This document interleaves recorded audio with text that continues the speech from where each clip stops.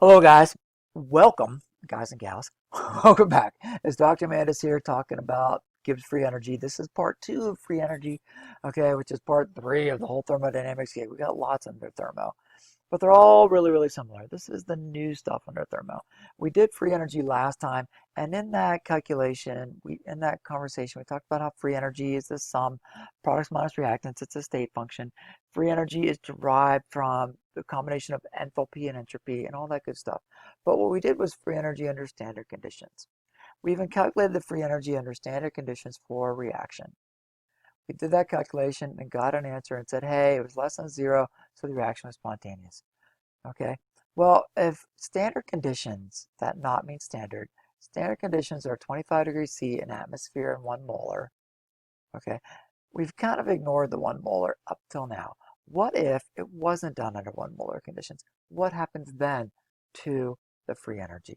Well, that is the Nernst equation. The Nernst equation deals with that. The Nernst equation is the free energy at their non-standard conditions is basically the standard plus a change. The change is RT natural log Q.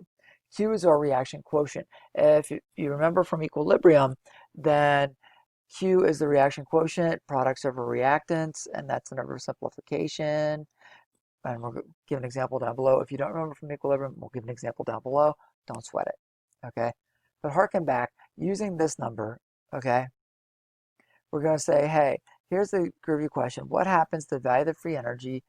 Reactants are at 1 molar, but the products are at 0.1 molar, okay? Well, if this was a question on a test, I would have to add in here delta G naught equals da da da da da kilojoules per mole. You know what I'm saying? Give you the value of that. But it's right up above, so I didn't like that.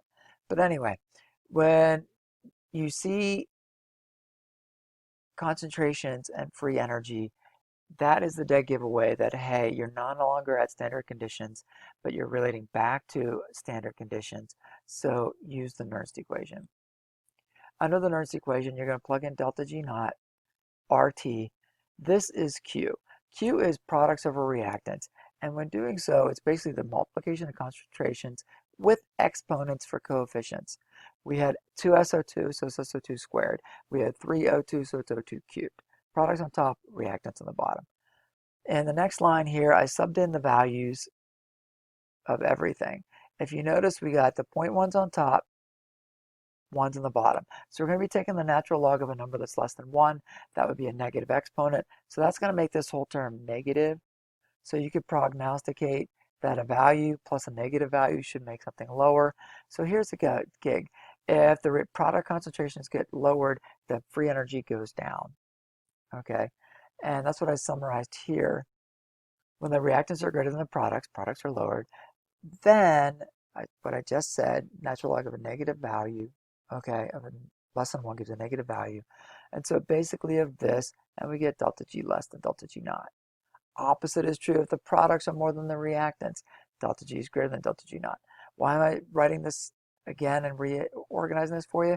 Well, if you're an AP type student, this isn't usual question to get. Or if you're a college student, you have question A, B, calculate free energy, or calculate enthalpy, calculate entropy, calculate the standard free energy. What if it's the unstandard free energy? Okay, could you prognosticate without calculating it whether that's going to be more or less than the standard free energy? And without having to go through all the calculations, you can just sort of say, hey, if the reactants are more than the products, I'm going to have a number less than 1, that natural log. That's going to be negative, so delta G is less than delta G naught.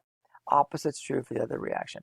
And so it's kind of nice to get a handle on this so you can explain things when you're asked not to do the math, but conceptually explain things. Basically walk them through the math without the numbers.